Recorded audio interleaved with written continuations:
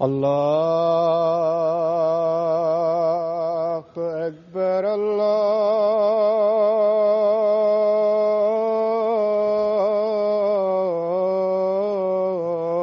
الله أكبر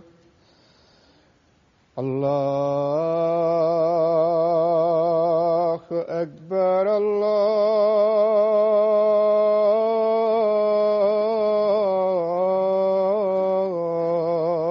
الله أكبر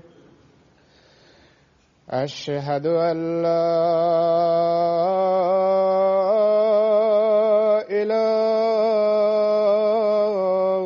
إله إلا الله أشهد أن لا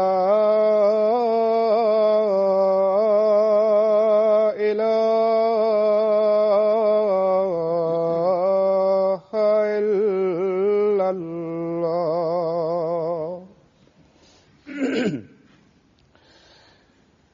أشهد أن محمدًا رسول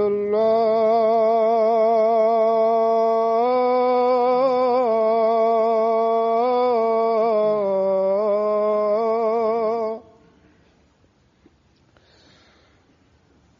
أشهد أن محمدًا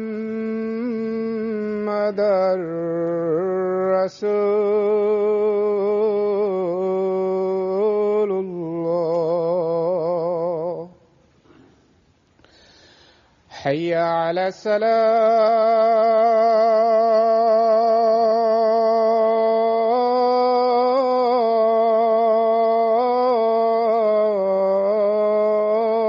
الصلاة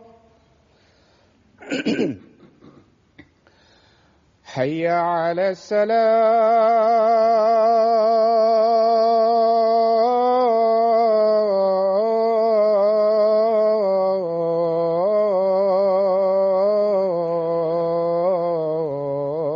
الصلاة حي على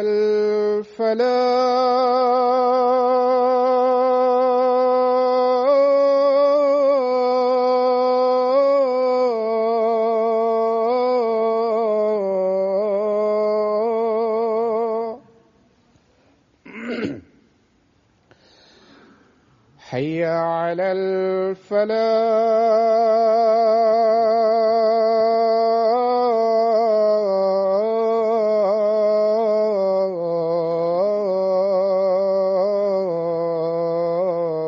الفلاح الله أكبر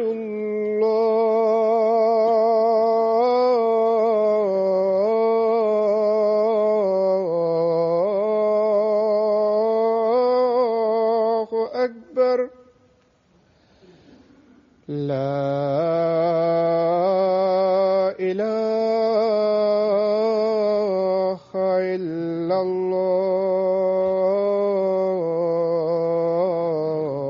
الله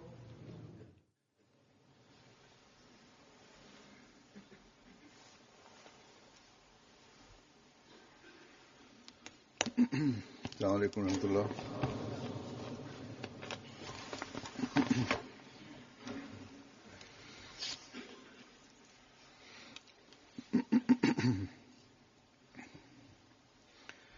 أشهد أن لا إله إلا الله وحده لا شريك له وأشهد أن محمدًا عبده ورسوله أما بعد فأعوذ بالله من الشيطان الرجيم بسم الله الرحمن الرحيم الحمد لله رب العالمين الرحمن الرحيم مالك يوم الدين إياك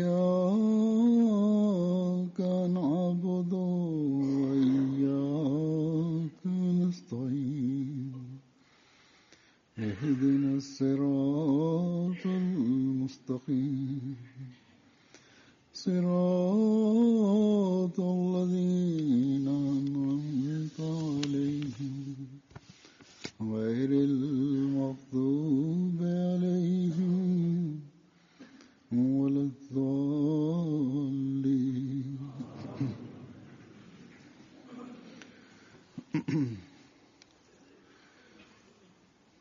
आज मैं हज़रत मसीह मौऊद अलैहिस्सलाम के met betrekking tot de tekens van beloofde Messias, vrede zij met hem, waarover hij heeft geschreven. De beloofde Messias heeft duidelijk een fundamenteel punt vermeld in verband met de tekens, die getoond werden, die getoond worden en getoond zullen worden in de toekomst. Het echte doel van deze tekens was dat God door middel van hem duidelijk de waarheid van islam en de status van de heilige profeet, vrede zij met hem, wilt aantonen. De tekens die God toonde voor de beloofde Messias dienen zowel als overtuigende argumenten voor de waarheid van de islam te zijn, voor degenen die bezwaar maken tegen de religie, en als bewijs voor de waarachtige van de beloofde Messias aan de moslims, dat hij werkelijk degene is die de opdracht heeft gekregen van God om de islam te doen herleven. Nu zal ik een stukje uit Brahine Ahmadiyya voordragen om dit duidelijk te maken. Hij vertelt dat al deze regelingen zijn ingevoerd zodat het helemaal duidelijk gemaakt kan worden aan degenen die op zoek zijn naar de waarheid, en dat alle zegeningen en verlichtingen verbonden zijn aan de islam, zodat de overtuigde bewijzen van Allah de goddeloze mensen bereiken van deze tijdperk, zodat op hun beurt hun satanische karakter duidelijk gemaakt wordt aan de weldenkende mensen. Deze mensen zijn geneigd tot de duisternis en gekeerd tegen de waarheid en verwerpen de heilige status van de heilige profeet, vrede zij met hem, uiten belijdigende woorden voor hem en leggen oneerlijke beschuldigingen af op de meest voorstaande van alle mensen, geboren uit hun innerlijke slechtheid en door een extreem gebrek aan hun geloof. Zijn ze zich niet bewust dat hij alleen de meest perfecte is van alle mannen die op de wereld kwamen en wiens licht de wereld verlicht en zal blijven verlichten in de toekomst, net zoals de zon dat doet, zodat de glorie van de islam duidelijk wordt gemaakt door middel van deze ware geschriften via de erkenning van de tegenstanders zelf, en er een manier van bewijzen wordt geopend voor de oprechte zoeker en iedereen die een eventuele misleiding verkeert, een realiteitscheck krijgt.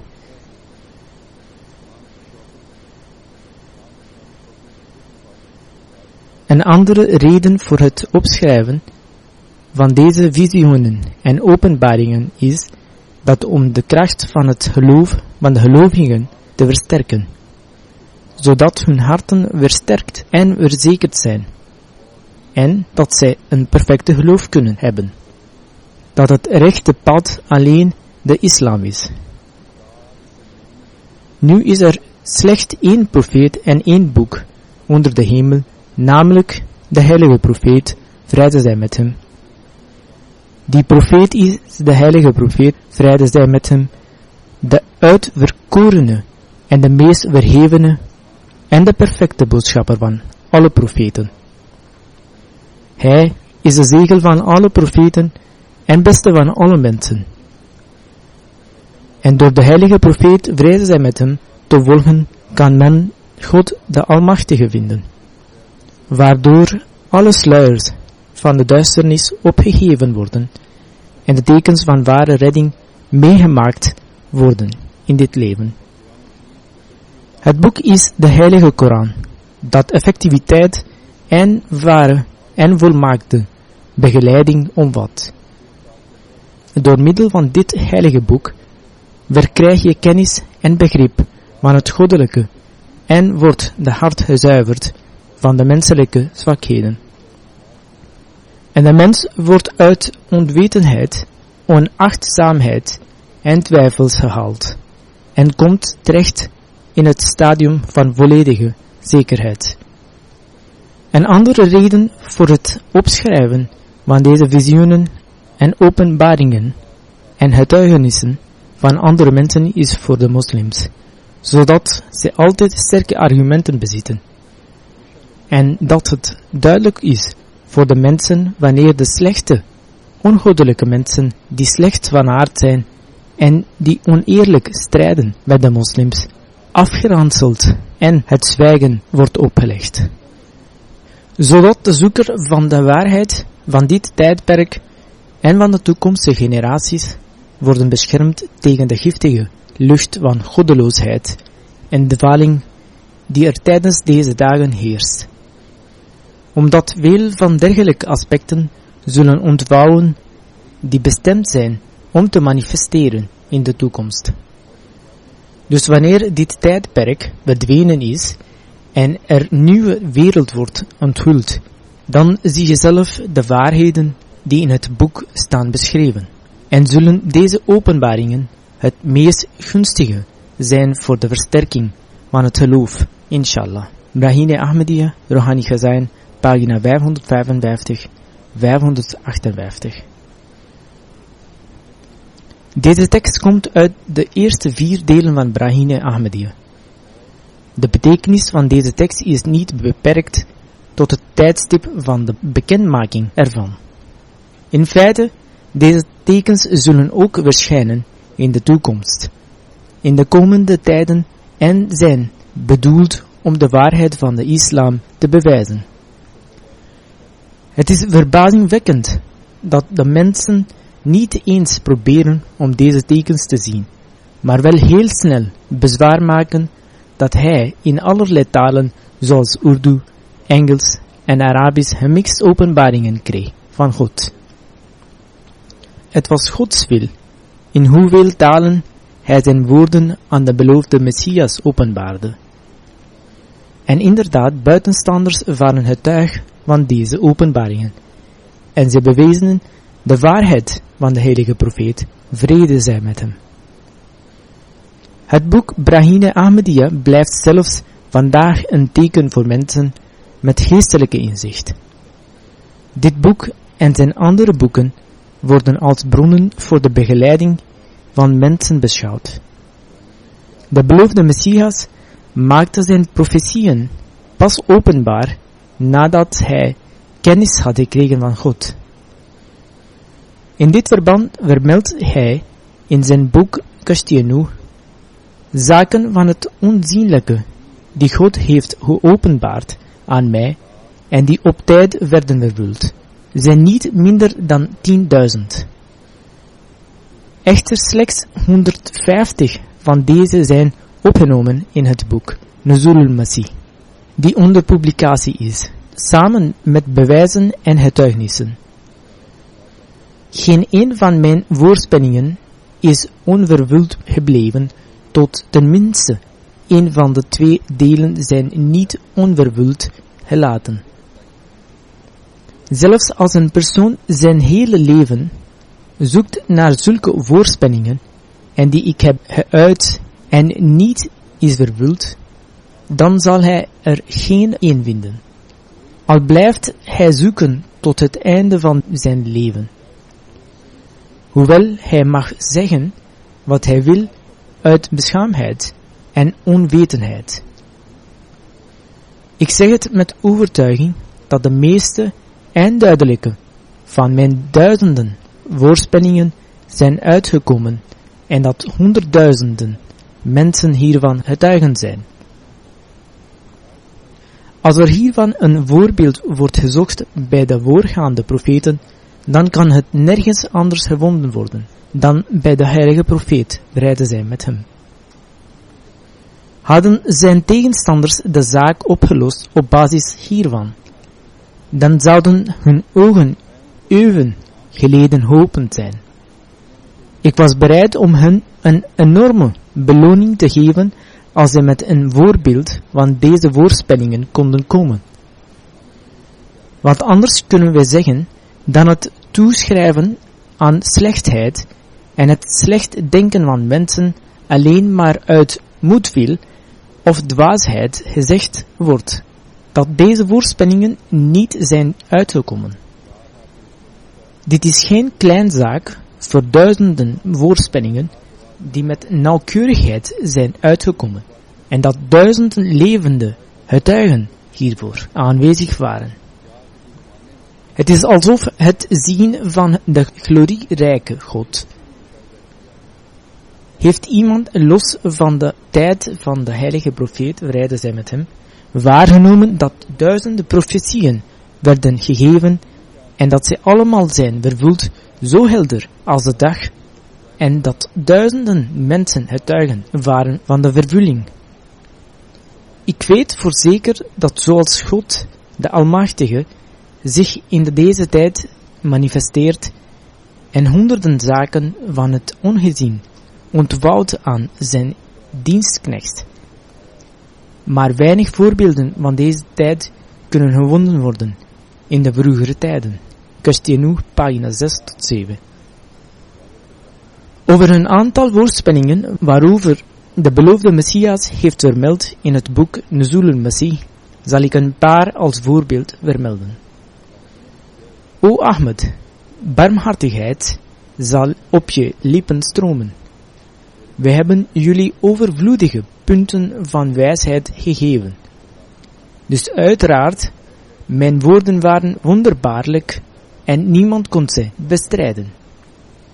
Ik publiceerde meer dan 20 boeken en tijdschriften in het wereldsprekende Arabisch, maar niemand kon tegen mij opkomen. God nam zowel hun tong en hun hart en gaf ze aan mij. Nuzul al-Masih, pagina 510. Dan vertelt beloofde Messias over een andere openbaring.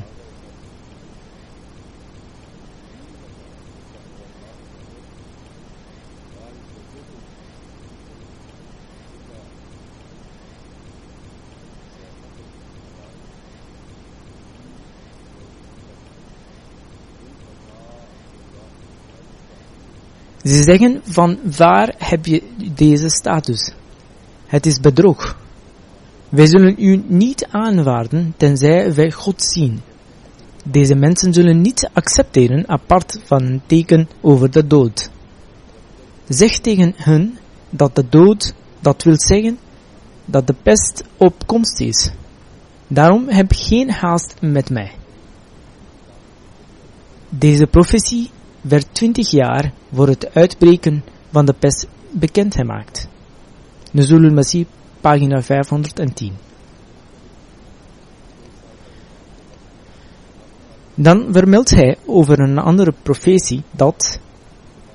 Dan vermeldt hij over een andere openbaring dat... De metgezellen van Sufa, zitkamer, en wat weet je over de metgezellen van de long? U zult hun ogen zien lopen met tranen. Zij zullen roepen naar zegeningen over u en u zal smeken. Onze Heer, wij hebben een oproeper tot het geloof horen roepen, een oproeper van God en een heldere lamp. Op het moment dat deze profetie werd gepubliceerd in Brahine Ahmadiyya, was er nog geen long, nog de metgezellen van de long. Brahine Ahmadiyya zijn boeken uit 1882, waarin deze profeties vermeld staan. Later, toen oprechte mensen naar Qadian immigreerden, waren er gastkamers en lungs voor hen bereid. Observeer hoe prachtig deze profetie is. Deze zaken werden bekendgemaakt in een tijd waarin men nog niet eens had kunnen voorstellen dat er een tijd zal komen dat dergelijke oprechte mensen zullen verzameld worden in Kadian en lungs en gastkamers voor hun zullen worden voorbereid. Nuzul al-Masih, pagina 501, 502. Dan zegt u: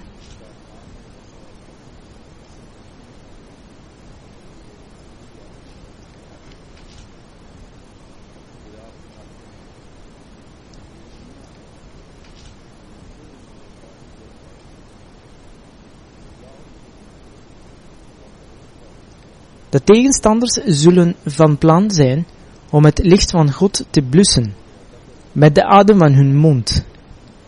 Dat wil zeggen, ze zullen sluw zijn. Toch zal God zijn licht vervolmaken, hoewel de ongelovigen dit kwalijk zullen nemen. Dit is een profetie van een tijd waarin er geen bezwaar of vijandigheid tegen deze beweging was. 10 jaar na deze profetie werd er zoveel vijandigheid getoond dat het ongeloof met een forse toename werd toegenomen. Ongelovigen werden geregistreerd, over moordneiging werden geregistreerd en gepubliceerd in honderden boeken en tijdschriften. Bijna alle Maulvis werden tegenstanders en ze zagen geen moment af om mij te beledigen. Echter, de uitkomst was precies het tegenovergestelde en de Jamaat verwonderde buitengewoon. Pagina 526 en 527. Dan vertelt u, hoewel er mensen die je niet zullen redden, dat wil zeggen, ze zullen proberen om je te verwoesten, maar God zal maatregelen nemen om je te redden. Zie wat een sterke en glorieuze voorspelling dit is. De belofte om te redden is hier 2 keer gemaakt. En het is duidelijk beloofd dat mensen u zullen proberen te vernietigen en te verwoesten. En allerlei plannen zullen maken, maar God zal met u zijn. Hij zal deze plannen vernietigen en u redden. Denk maar aan allerlei plannen die werden bedacht. Allerlei plannen werden bedacht om mij te vernietigen en te verwoesten. Er werden moordzaken tegen mij ingediend en er werd geprobeerd om mij te beledigen. Er werden plannen gemaakt om mij in problemen te verwikkelen. Er werden edicten van ongeloof gegeven. Maar God heeft hun doelfalen, zij allemaal, en ze slaagden niet in hun bedreiglijke plannen. God had mij al een zeer lange tijd vooraf op de hoogte gebracht over de krachtige storm die zal volgen. Vrees God en spreek de waarheid. Is dit niet het onzienlijke en de hulp van God? Defensie betekent gered worden van de grote rampen, dat het werkelijke doel van de vijand is. U ziet, de heilige profeet, vrede zij met hem, was ook beloofd om verdedigd te worden.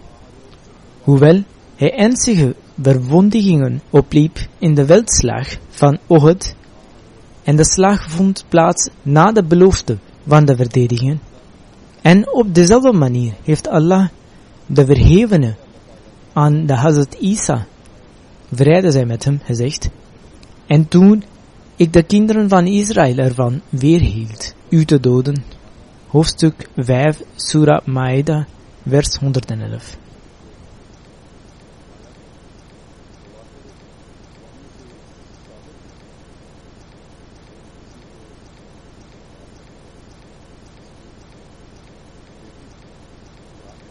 Hoewel het al bewezen is wat er gebeurde in het land van de Joden toen ze Hazrat Isa, vrede zij met hem, gevangen namen en kruisigden. Maar God redde hem uiteindelijk. Dit is wat wordt bedoeld met toen ik weerhield, zoals het bedoeld is met en Allah zal u beschermen tegen de mensen. Nuzul al-Masih, pagina 528 en 529. Dit waren enkele voorbeelden van de tekens van Allah, de Almachtige, voor de beloofde Messias, wiens boeken zelf een teken waren. Hij schreef, wanneer ik iets schrijf in het Urdu of Arabisch, is het precies alsof iemand binnenin mij hierin begeleidde. Mijn tekst, zij het nu in het Arabisch, Urdu of Persisch, kan men opdelen in 2 types. Het eerste type is wanneer de woordkeuze en haar betekenis als vanzelf vloeien, wanneer ik iets schrijf. Ik hoef geen moeite te doen voor dit en de woordkeuze ligt in mijn mentale capaciteit.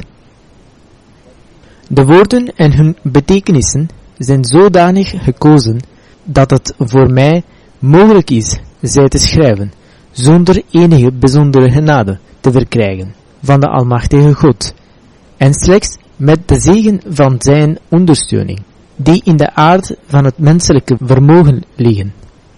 Ik schrijf over deze onderwerpen zonder veel te proberen en zonder er veel tijd te besteden. En Allah is getuige hiervan. De andere soort is gewoonweg buitengewoon. Wanneer ik bijvoorbeeld een Arabische zin schrijf en de zinsbouw bevat bepaalde woorden waar ik geen kennis over heb, dan krijg ik op zulke momenten openbaringen van de Almachtige God.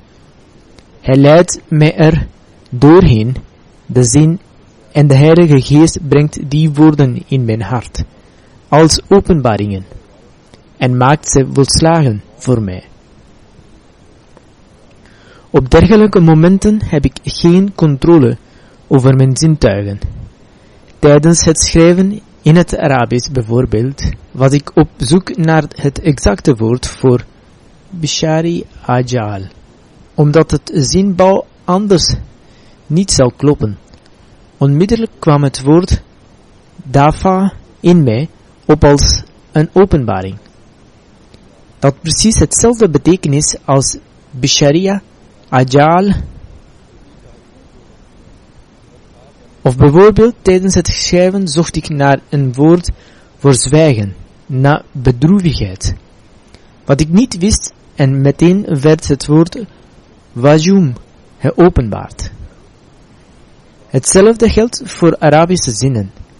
Tijdens het schrijven in het Arabisch worden honderden gestructureerde en sommige onder deze zinnen zijn versen uit de Koran, of iets gelijkends, met een beetje variatie.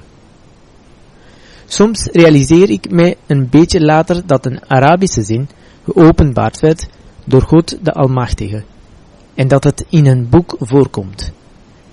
Allah is de meester over alles. Hij heeft de kracht om mij een fijne zin uit een boek te openbaren, of zelfs een compleet uit een poëtische collectie. Dit ging over het Arabisch. Maar wat nog verbazingwekkender is het feit dat ik zelfs openbaringen krijg in talen waar ik helemaal niet mee vertrouwd ben. Zoals onder andere het Sanskriet, Hebreeuws en Engels, zoals ik ze geschreven heb in Brahine Ahmadiyya. Ik zweer bij God, in wiens handen mijn leven ligt, dat dit de manier van doen is van Allah naar mij toe, en dit is slechts één van de tekens die gegeven werden aan mij. Zaken van het onzienlijke worden mij geopenbaard in verschillende vormen, en mijn God maakt zich geen zorgen indien de zin die hij mij geopenbaard heeft in het Arabisch, Engels of het Sanskriet is. Precies zoals Allah, de Verhevene, vele verhalen van de Torah heeft geplaatst in de Heilige Koran, en ze heeft opgenomen in de zaken van het onzienlijke, want die verhalen waren niet bekend bij de heilige profeet, vrede zij met hem, hoewel zij bij de Joden bekend waren. Dit is het geheim achter het zenden van mij naar de wereld, om mensen uit te nodigen, om met mij in discussie te gaan, in het wonderbaarlijke en welsprekende Arabisch. Want wat is het mens en wat het doel van de zoon van Adam om met arrogantie de wereld aan te gaan? Nuzul al-Masih, pagina 434, 436. Vervolgens zal ik enkele voorbeelden geven van hoe de krachtdadige Arabische geschriften van beloofde Messias, vrede zij met hem, mensen hebben beïnvloed. Een Palestijnse vrouw schrijft dat zij ervan overtuigd was dat Hazrat Isa, vrede zij met hem, in de hemel leefde en de islam zou doen herleven met het gebruik van geweld. Via haar schoonbroer kwam ze in de contact met de Jamaat en las ze boeken van de beloofde Messias, vrede zij met hem. Het voelde voor haar aan alsof ze onbetaalbare parels had gewonnen. De welbespraakte Arabische geschriften waren als juweeltjes van geestelijke kennis en ze voelde dat zulke waardevolle geschriften leiden tot de verbinding van de mens tot God. Toen ze eenmaal volledig tevreden was hierover, nam ze deel aan de beit. Ajaz Sahib uit Algerije schrijft dat hij teleurgesteld was door het onjuiste commentaar dat hij te horen kreeg toen hij door een Ahmadi Jordaanse vriend voorgesteld werd aan de geschriften van de beloofde Messias, vrede zij met hem. Toen hij de geschriften las, opende zijn hart en door de kracht van de geschriften begon hij te trillen van angst en hij was ervan overtuigd dat de geschriften geïnspireerd waren door openbaringen. Faraz Sahib uit Abu Dhabi schrijft dat hij zoveel boeken van de beloofde Messias, vrede zij met hem, las als maar mogelijk was. En ook begon hij te kijken naar Arabische programma's op MTA. Na dit begon hij Koranversen en ahadith te bestuderen en was tevreden hierover.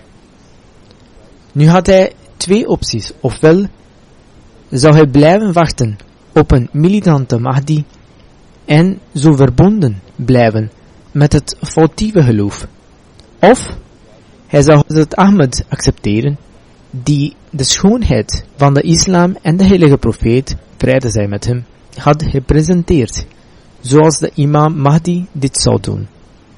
Hij zocht hulp bij God, ging veel bidden en was geneigd toe te treden tot de Ahmadiyya gemeenschap. Toen hij de poëzie van de beloofde Messias las, die hij geschreven had ter ere van de heilige profeet, vrede zij met hem, begon hij te trillen. Zijn ogen welden op en hij zei hardop dat een lasteraar nooit zo'n poëzie kon schrijven. En hoe kan een lasteraar zulke gevoelens hebben voor de heilige profeet, vrede zij met hem? Ook vond hij dat het gebruikte Arabisch in zijn poëzie door een niet-Arabier onmogelijk te schrijven was zonder goddelijke hulp.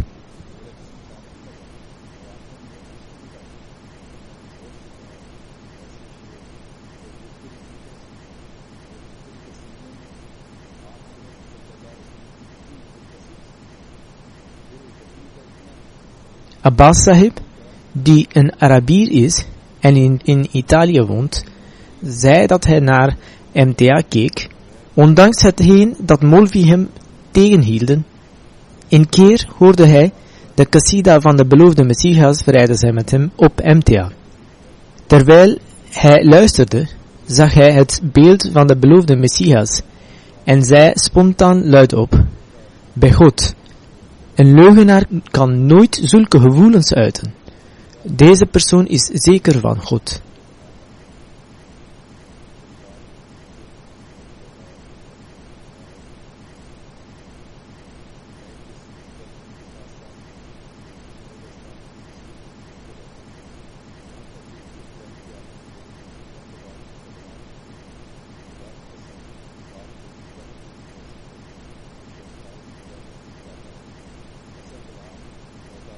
Khalid Sahib uit Marokko schrijft dat wanneer hij meerdere keren voorgesteld werd aan de Jamaat, hij verbaasd was over het feit dat de Mahdi reeds was gekomen, al heen was gegaan, terwijl hij nog maar net over hem had gehoord.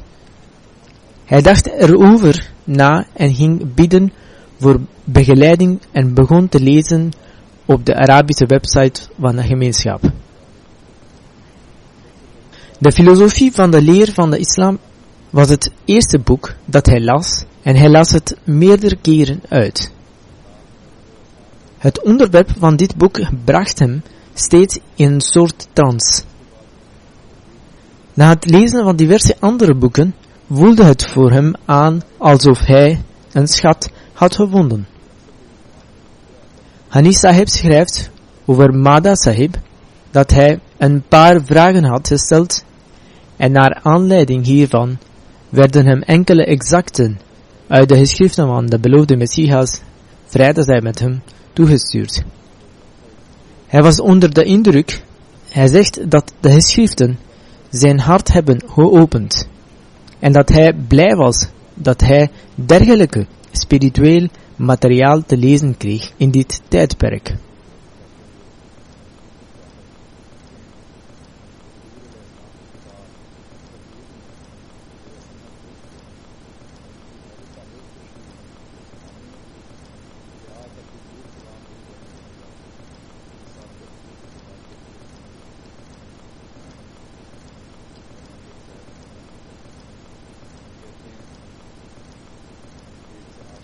Atami Sahib uit Jemen schrijft dat hij als journalist en onderzoeker geneigd was om de waarheid te achterhalen. Hij las een boek van de tegenstanders van de Jamaat, die niks anders maar bezig waren met het belasteren van de Jamaat. Hij besefte dat dit niet anders was dan eeuwenoude aantijgingen. Langs de andere kant vond hij het goed geformuleerd Arabisch van de beloofde Messias, vrede zij met hem, wonderbaarlijk. Na het lezen van enkele boeken van de beloofde Messias, vrede zij met hem, trok hij de conclusie dat hij het ware beeld van de islam had gepresenteerd.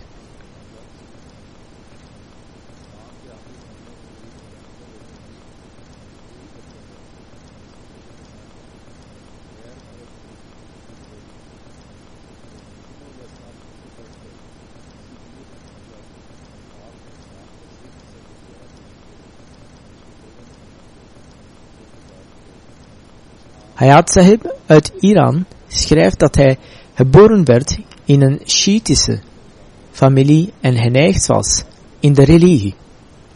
Maar hij was niet tevreden met het beeld van islam.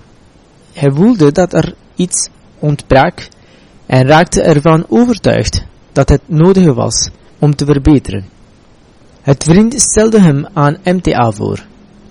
Geleidelijk aan raakte hij onder de indruk van hetgeen hij op MTA zag. Hij was verbaasd over het feit dat religieuze geleerden Shiïtische mensen uitnodigden voor een debat. Maar ze scholden de Ahmadis uit, omdat ze niet tegen hun opkonden. Toen hij het doel van het schrijven van Brahine Ahmadiyya achterhaalde, was hij overtuigd over de waarheid. Hij las boeken van de Khalifa's en besefte dat zij de leiders van de wereld waren en dat de wereld grote nood heeft aan hun standpunten. Hij voelde dat de uitdaging van de beloofde Messias, vrede zij met hem, naar Arabieren en niet-Arabieren in het Arabisch een gouden kans was voor de tegenstanders om hun standpunt te bewijzen, maar zij slaagden hier niet in. Na het reflecteren over al deze bewijzen, zegt hij dat hij geen enkel andere keuze had dan zich neer te leggen bij de waarheid en die te accepteren. En nu vindt hij dat tabligh tot zijn verplichting behoort.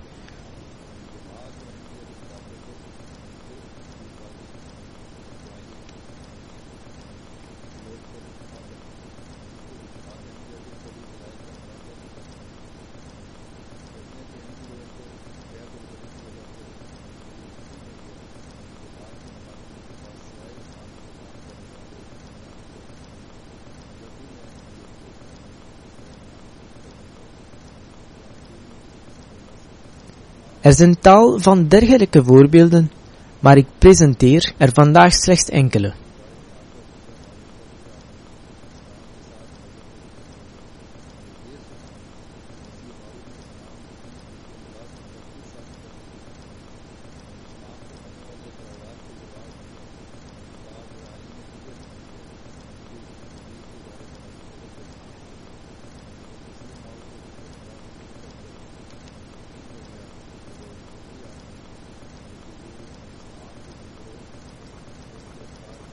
De beloofde Messias, vrede zij met hem, schrijft over tekens. Op dezelfde manier zijn er honderden tekens verschenen voor mijn steun. Is er een persoon ter aarde die mij kan overtreffen in dit opzicht? Ik roep God op als getuig. Er hebben zich tot nu toe meer dan 200.000 tekens gemanifesteerd in mijn voordeel.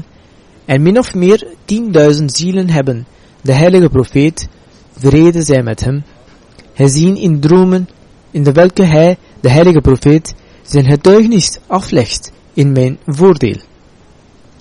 Bovendien hebben zeer bekende geleerden, die een zeer groot aantal volgelingen hebben, tot 40.000 bijna, visioenen gehad, waarin er wordt getoond dat ik werkelijk afkomstig ben van God.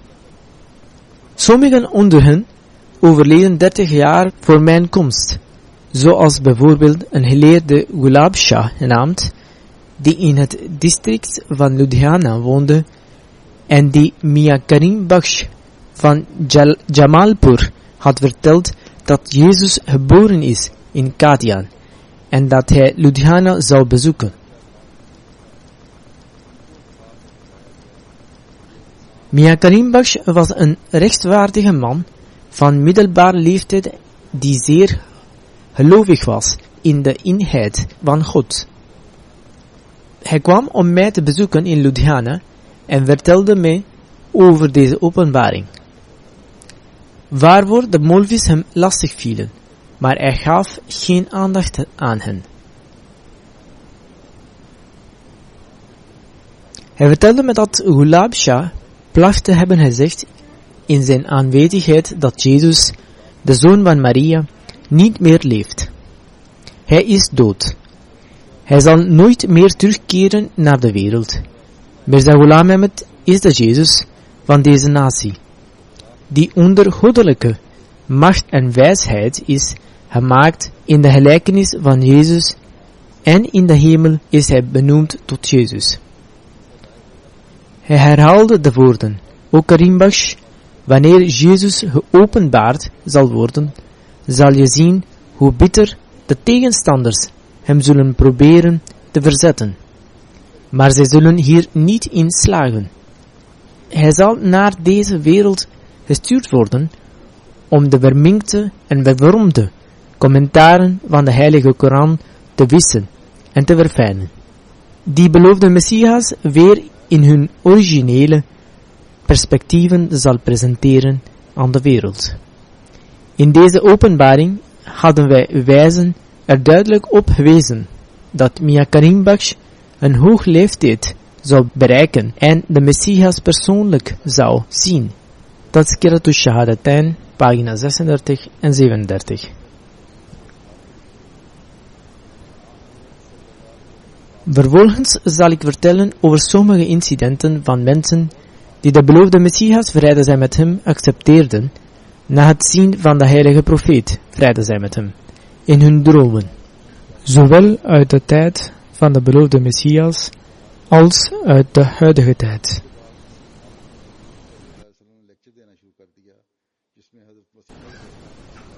Hazrat Mia Abdul Rashid Sahib heeft gezegd dat zijn beit geïnspireerd is door een droom. Hij zag dat de heilige profeet, vrede zij met hem, erg ziek op een bed lag, terwijl de beloofde Messias, vrede zij met hem verzorgde. De heilige profeet, vrede zij met hem, staat op met de steun van de beloofde Messias, vrede zij met hem, en begint een lezing te geven over de waarheid van de beloofde Messias, vrede zij met hem. In deze droom is de heilige profeet, vrede zij met hem, teruggezonden en zijn gezicht ziet er levendig uit. Deze droom werd opgevat als de islam die een nieuwe leven zal worden ingeblazen door de beloofde Messias, vrede zij met hem. Hierna nam Rashid Sahib deel aan de beit. Abdul Sattar Sahib schrijft dat hij zijn vader vroeg naar het probleem van de dood van Jezus, vrede zij met hem. Zijn vader refereerde hem naar een droom die hij eens had gehad. Hij zag dat er 2 tenten opgezet waren aan de rivier van Ravi. Een van de tenten was van de heilige profeet, vrede zij met hem, en de andere was van de beloofde Messias, vrede zij met hem. Hij ging naar de tent van de heilige profeet en vroeg hem naar de heilige persoon die de beloofde Messias beweerde te zijn. De heilige profeet, vrede zij met hem, zei 3 keer, deze man is zeer intelligent. Dit overtuigde hem van de waarachtigheid van de beloofde Messias en hij accepteerde hem. Sardar Karamdad Sahib schrijft dat hij een droom had gehad voordat hij de beit had gedaan. Hij zag de heilige profeet, vrede zij met hem, en de beloofde Messias een wandeling maken langs een weg. De heilige profeet gebaarde 3 keer met zijn vinger in de richting van de beloofde Messias en zei, hij komt van God. Later, toen Sardar Sahib deelnam aan de beit in Qadian, 1902, zag hij de beloofde Messias, vrede zij met hem, die er precies hetzelfde uitzag als in zijn droom. Mensen blijven ook inderdaad zulke dromen ervaren in huidige tijdperk.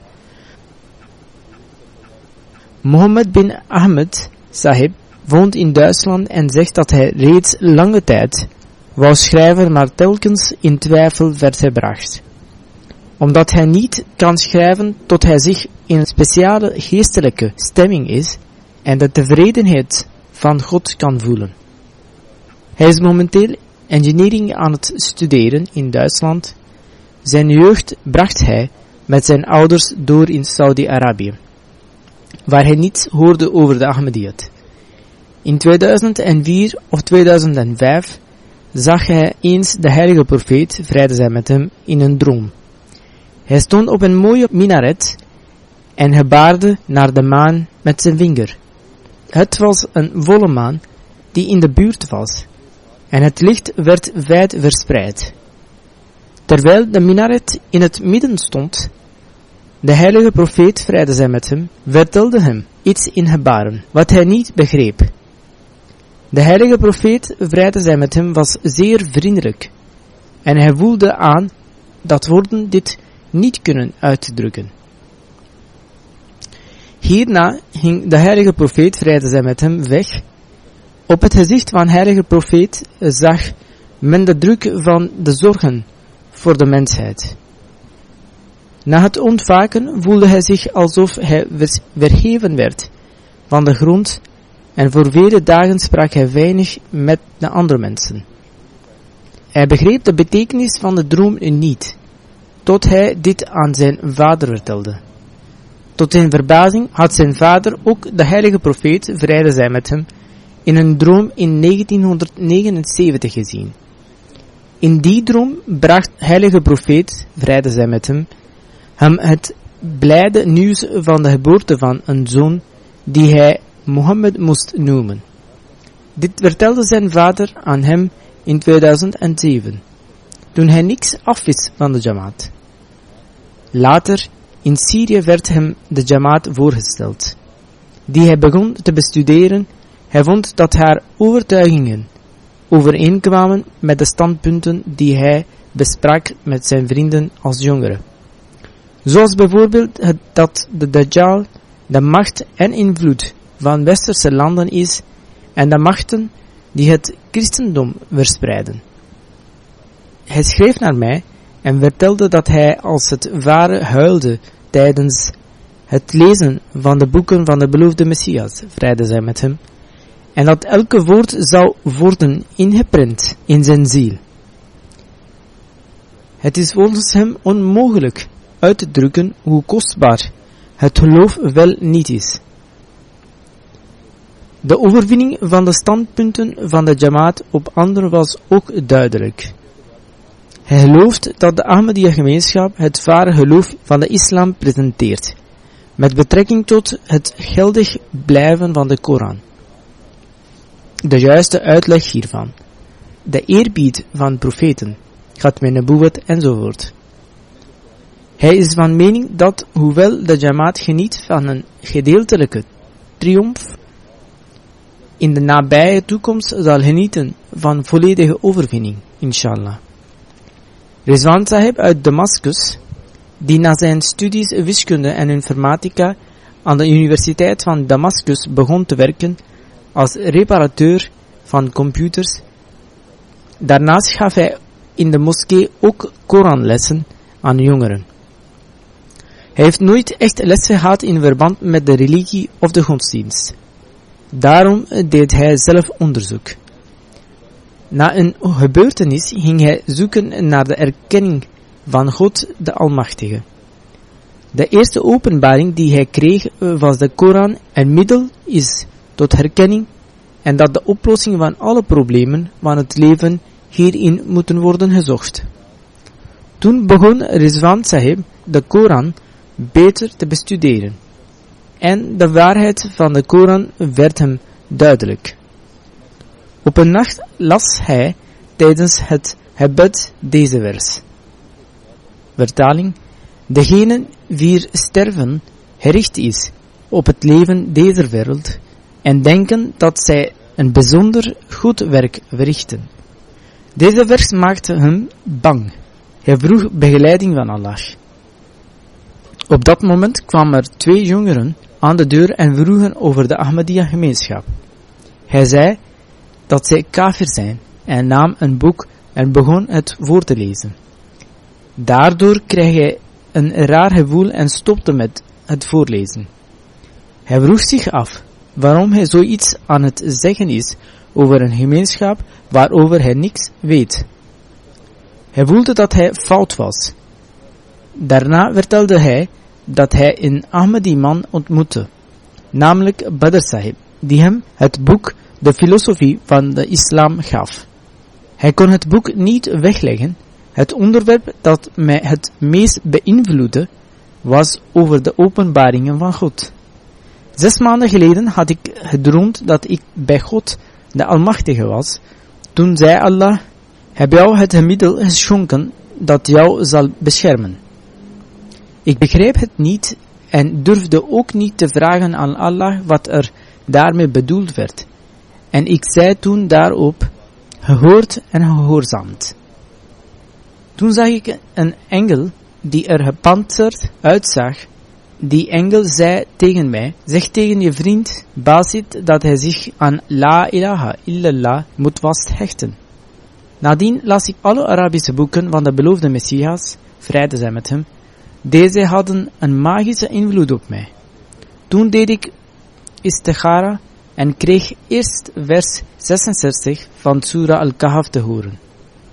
Vertaling: daar vonden zij onze dienaren aan wie wij onze barmhartigheid hadden geschonken. De tweede keer ontmoette ik de profeet Mohammed, vrede zij met hem. Op mijn vraag zei de profeet aan mij dat de beloofde Messias, vrede zij met hem, de enige bescherming is tegen de conflicten. Een geleerde van de gemeenschap uit Afrika ging met 2 andere vrienden naar een stadje Monsi. Ze gingen daar tabligh doen, maar de jongeren begonnen daar te strijden. Hierdoor moesten ze stoppen met tabligh. De volgende dag kwamen de andere anti-Ahmadis, mensen van het stadje, bijeen en begon de wind heel hard te waaien en begon het te regenen en moesten zij hun programma tot een einde brengen. Hierdoor beseften zij dat God de Almachtige hetzelfde met hun had gedaan, wat zij bij de Ahmadis hadden gedaan. Zij begrepen dat dit een wonder was van God en toen bekeerden er 41 mensen zich naar de Ahmadiyya moslimgemeenschap. In het dorpje Odulu in Nigeria, daar waren veel mensen in tegenstrijd tot Ahmadiyyat. Een jongen genaamd Bashir van het dorp zei dat hij tot God had gebeden en gevraagd had om diegene die fout is, Ahmadis of de tegenpartij van de Ahmadis, te straffen, zodat dit een teken zou zijn voor hem. 5 dagen later bleek dat er 2 mensen van de tegenpartij erg ziek werden en stierven, waardoor hij met zekerheid kon zeggen dat Ahmadiyyat de ware godsdienst is, en bekeerde hij zich tot de Ahmadiyya moslimgemeenschap. Een muballigh van de regio de Dougou in Burkina Faso schreef dat zij naar verschillende dorpen gingen voor tabligh. Er waren een 100-tal mensen die tot onze gemeenschap behoorden. Wanneer hij daar aankwam, zei iemand: Murabi Sahib, het is heel lang geleden dat het hier nog heeft geregend, en hierdoor kunnen wij niet aan landbouw doen. Hierop zei de muballigh: kom, dan zullen wij gezamenlijk bidden tot God voor regen.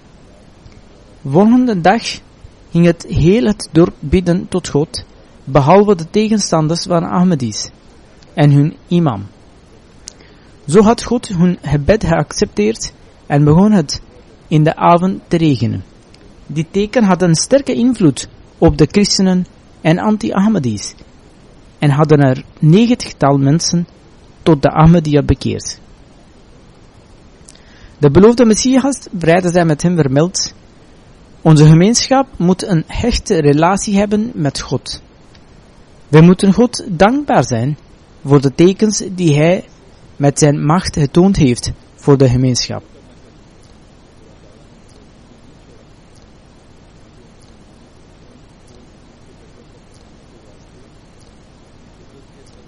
Mogen Allah ervoor zorgen dat wij een hechte relatie hebben met God, dat wij van de komende generaties mogen verwachten dat zij ook een hechte relatie hebben met God, de Almachtige, en de gemeenschap altijd trouw blijven.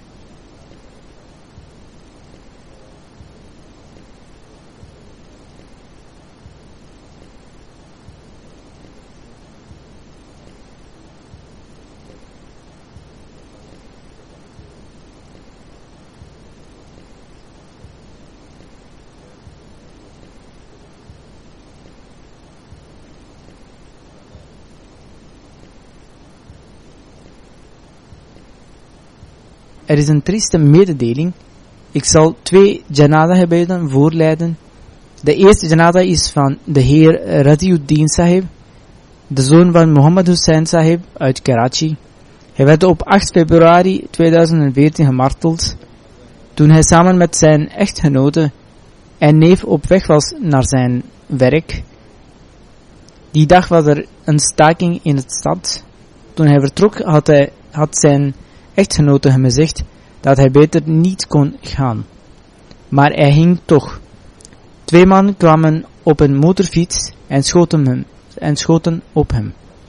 Een kogel raakte zijn nek, waardoor zijn luchtpijp verstopt raakte en hij stierf. Zijn neef ging naar huis om de familieleden te informeren en zijn echtgenote ging met hem direct naar het ziekenhuis. De dokter deed zijn uiterste best, maar hij overleed door zijn verwondingen. Hij was de zoon van Muhammad Hussain Mukhtar Sahib. De grootouders van de gemartelde waren afkomst van de provincie Mendar van Kashmir. 2 mensen uit Mendar gingen naar Qadian om bij te doen bij de beloofde Messias, vrede zij met hem. Toen zij terugkwamen, begonnen zij met tabligh, waardoor de overgrootvaders, vader Fateh Mohammed Sahib, bekeerde zich tot de Ahmadiyyat. De naam van de grootvader van de gemartelde was Mukhtar Ahmed Sahib en de naam van de vader is Muhammad Hussain Mukhtar. Nadat Pakistan was opgericht, verbleven zij in de provincie Goi van Kotli. Daarna in 1992 verhuisden zij naar Karachi. Hij had middelbaar voorgezet onderwijs behaald.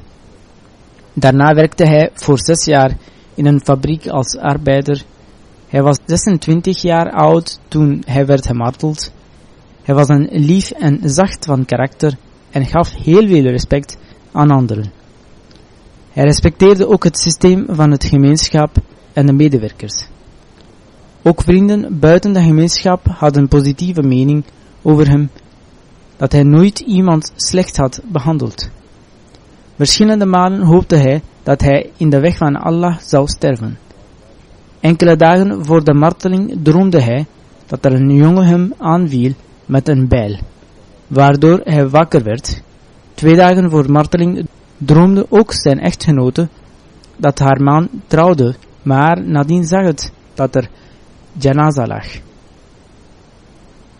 Zij droomde verder dat zij nadien naar haar ouders ging en zag dat er daar ook een janaza lag. En hierdoor werd zij wakker.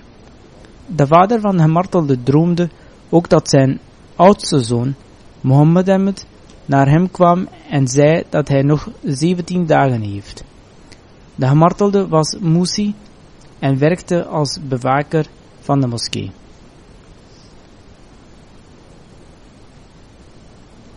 Zijn vader is 80 jaar en is sinds enkele jaren gehandicapt.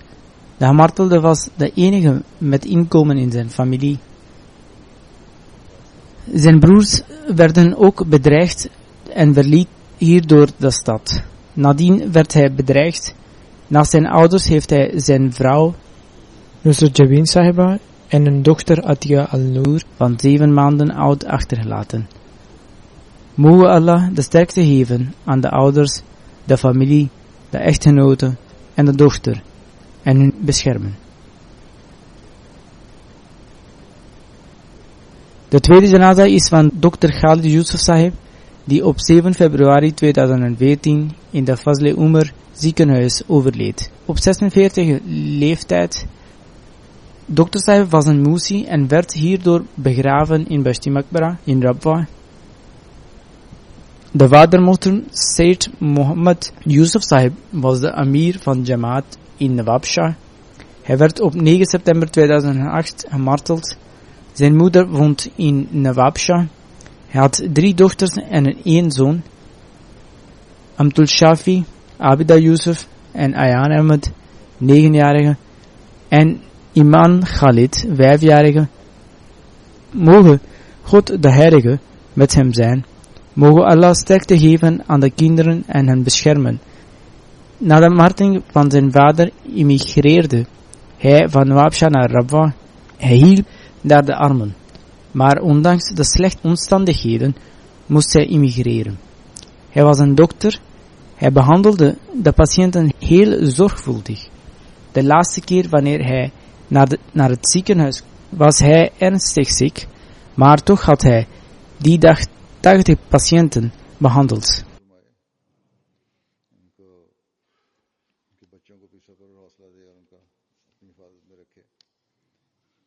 Nawabshah से यहाँ आए थे अपने वालिद की शहादत के बाद और बड़े अच्छे डॉक्टर थे. वहाँ भी बड़ी खिदमत की इन्होंने गरीबों की, लेकिन हालात ख़राब होने की वजह से नवाबशाह के फिर ये फजल अस्पताल रब्बा में आ गए थे. ENT के रजिस्ट्रार थे और बड़ा अच्छे मरीजों के साथ इनका सलूक होता था. और जिस दिन इनकी वफात अस्पताल में दाखिल हुए हैं, उस दिन भी बावजूद अपनी बीमारी के 80 मरीज उन्होंने उस दिन भी देखे. बड़ी खिदमत का जज्बा रखने वाले थे. अल्लाह ताला इनके दर्जात बुलंद फरमाए.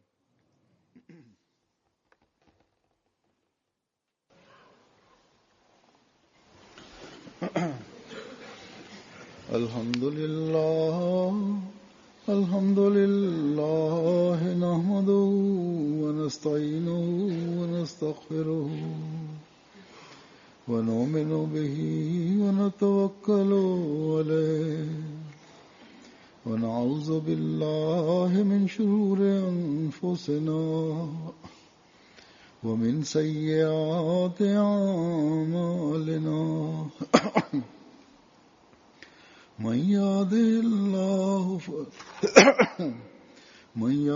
الله فلا مضل له ومن يضلل فلا هادي له ونشهد ونشهد أن لا إله إلا الله ونشهد أن محمدا عبده ورسوله عباد الله رحمكم الله إن الله يأمر بالعدل والإحسان وإيتاء ذي القربى وينهى عن الفحشاء والمنكر والبغي يعظكم لعلكم تذكرون اذكروا الله يذكركم وادعوه يستجب لكم